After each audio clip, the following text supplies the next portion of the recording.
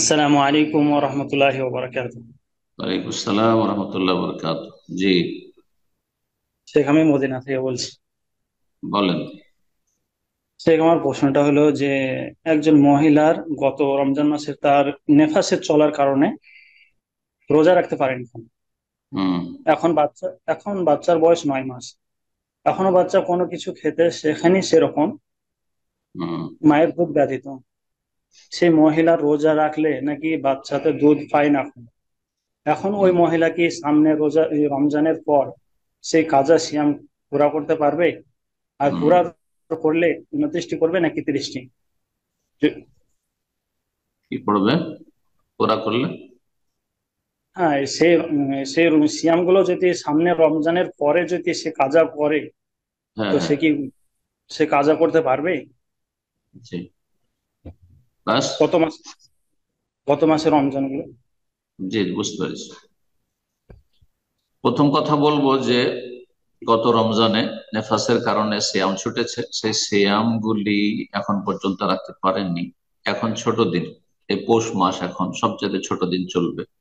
এই দিনগুলিতে বোনকে বলেন চেষ্টা করুক, আল্লাহকে ভরসা করে খাওয়া দাওয়া ভালো রাখুক, এবং বাচ্চার আশা করি অসুবিধা হবে না ইনশাআল্লাহ। আমাদের মা খালারা সবাই কিন্তু এইভাবে রোজা কাজা করেছে, সবাই করেছে। আজকালকার মহিলারা শুধু বেড রেস্ট, কাজ কাম নেই, পেটে বাচ্চা আসলে আর রোজা রাখা নাকি যাবে না, বা পেটে বাচ্চা থাকলো আবার বাচ্চা দুধ পান করলো নাকি রোজা রাখা যাবে না, এগুলো সব একদম, এগুলো সব মন গড়া কথা আসলে। এগুলো ইমানের দুর্বলতা আর ভোগবিলাসী জীবনযাপন ছাড়া আর কিছু নয়। সেই জন্য এই পরামর্শ প্রথম দেব যে এই শীতকালে এই মাত্র কয়েক ঘন্টার দিন, আর তারপর ঠান্ডা দিন রোজা রাখলে বাচ্চার কোনো ক্ষতি হবে না ইনশাল্লাহ, বরং আল্লাহ খাস হেফাজত করবেন ইনশাআল্লাহ, যদি আল্লাহর উপর তাওয়াক্কুল ভরসা ভালো থাকে। যদি সেটা সম্ভব না হয়, সেটা হলো না, দেখলেন 2 4 5 দিন রোজা রেখে বাচ্চার খুব বেশি কষ্ট হয়ে যাচ্ছে, তারপরে বাচ্চা 6 মাস হয়ে গেলে তাকে বিভিন্ন ফুড দেওয়া যেতে পারে, বিভিন্ন ফুড দেওয়া যেতে পারে। সেগুলো আপনাদের আমার চাইতে বেশি জানা আছে, সুতরাং আর অভাবও নাই হয়তো, আলহামদুলিল্লাহ এমন নাই যে অভাবী, যে এইসব বেবি ফুড খরিদ করার মতো সামর্থ্য নাই আর্থিক, এমনটা হয়তো নয়।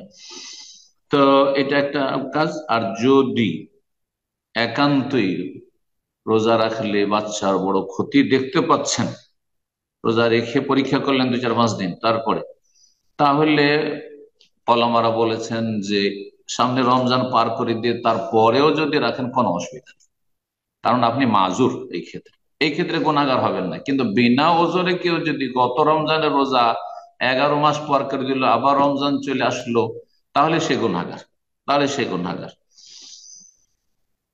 আর যদি ওজর থাকে তো কোনো গুনাহ নেই, তাহলে তার পরের বছরে বাচ্চা বড় হয়ে যাবে, তখন ছোট দিন বড় দিন যে দিনে সুবিধা হোক, বাচ্চা বড় হয়ে গেলে কোনো সমস্যা নেই।